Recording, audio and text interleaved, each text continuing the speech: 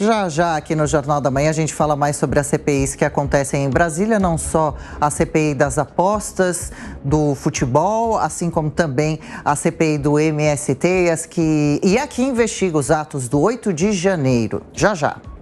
Jornal da Manhã, 8h19. Repita. 8h19, a Câmara dos Deputados aprovou nesta terça-feira o texto da medida provisória que recria o programa Bolsa Família. A repórter Camila Yunes participa mais uma vez aqui do Jornal da Manhã. O que diz o texto, Camila?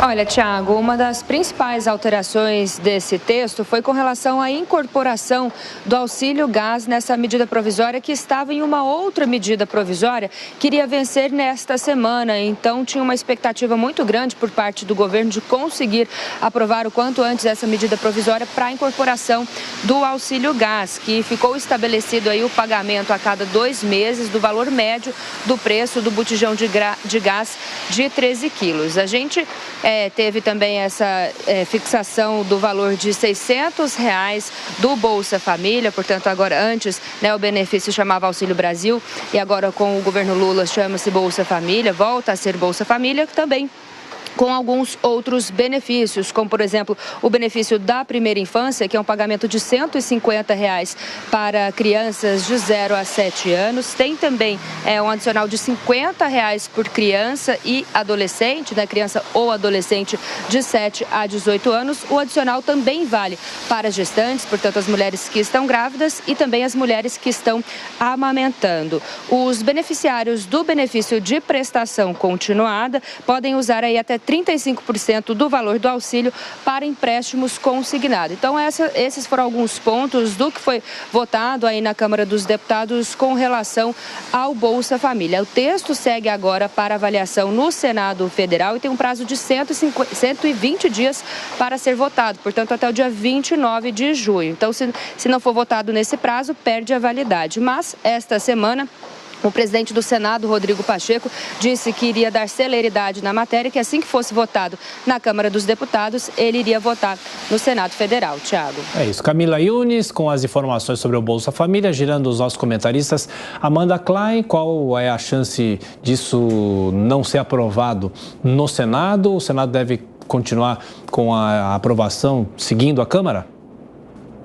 Sim, Tiago, essa matéria é fácil, é consenso entre os parlamentares, deputados, senadores, não há nenhum problema com Bolsa Família e Auxílio Gás. O nó está em outras matérias. Primeiro, na própria ordem da pauta definida ontem pelo presidente Arthur Lira. Primeiro, ele quis votar o marco temporal, houve uma discussão sobre isso, orientação dos líderes, e depois uma votação expressiva com 283 votos a favor, inclusive muitos votos dos partidos de centro que se dizem base do governo.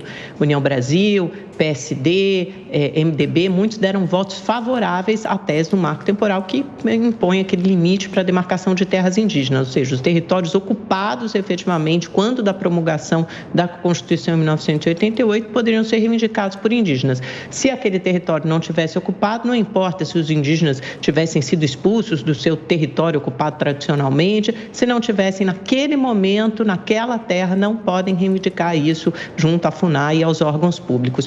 Depois veio a medida provisória do Bolsa Família, do auxílio do Vale Gás. E, por último, a MP, essa realmente a mais importante no sentido que é onde há vários nós a desatar, que é a MP dos ministérios, que reorganiza toda a estrutura ministerial do governo Lula. Você tem 2 dias para que essa MP caduque. Se caducar, volta dos atuais 37 ministérios para 23 do governo Bolsonaro. Isso manda um sinal de alerta muito claro da insatisfação da base do governo, se é que se pode chamar de base, que é algo totalmente amorfo e heterogêneo, com o governo Lula. Não há um mínimo de articulação política que tenha dado conta de votar um texto que já tinha sido duramente modificado pelo relator Isnaldo Bulhões.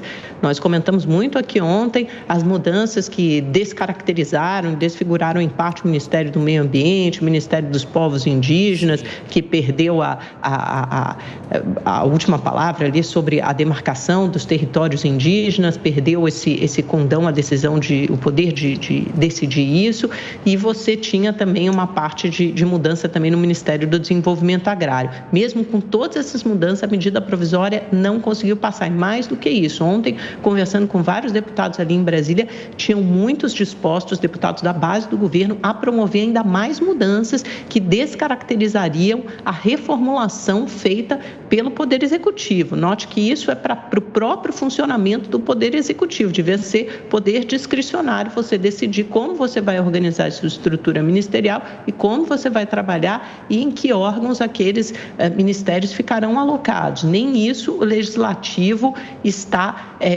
dando de bandeja para o Executivo. Veja a que ponto nós chegamos. Se essa MP caducar, será um recado duríssimo ao governo Lula e eles têm muito pouco tempo para reverter isso. Beraldo, a MP que pode caducar e o Bolsa Família é um trunfo do governo?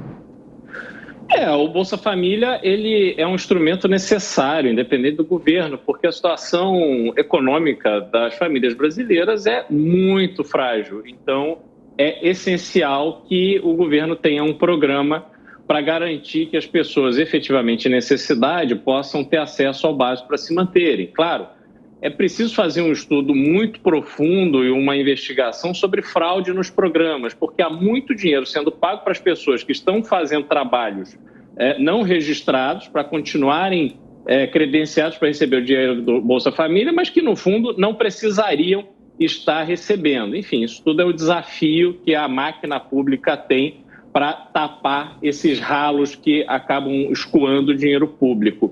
Em relação à estrutura do governo, o que a gente está assistindo é resultado da incompetência da articulação política do próprio Lula. Ele está completamente desconectado da realidade política, ele não está fazendo um trabalho que sempre se julgou que ele tinha competência para fazer, que é a relação com deputados, com senadores, e ele está vivendo num mundo paralelo, achando que é tudo fácil, que é tudo simples, que ele fala o que ele quer, quando quer, da forma que quer e que todo mundo embarca. Isso não aconteceu no caso do Maduro. Todas as suas promessas que não foram cumpridas em relação às demandas do Congresso estão sendo cobradas agora, e eu não duvido que as articulações que estão sendo feitas por partidos do Centrão, sobretudo, resultem até numa não votação dessa MP para que a estrutura caia e aí o governo fique completamente acuado. E isso vai ter uma repercussão política muito séria, porque o governo vai sair pequenininho, vai ser a maior derrota, talvez, da história de um governo brasileiro só nos seus primeiros meses. Vamos ver o que acontece aí nas próximas 48 horas.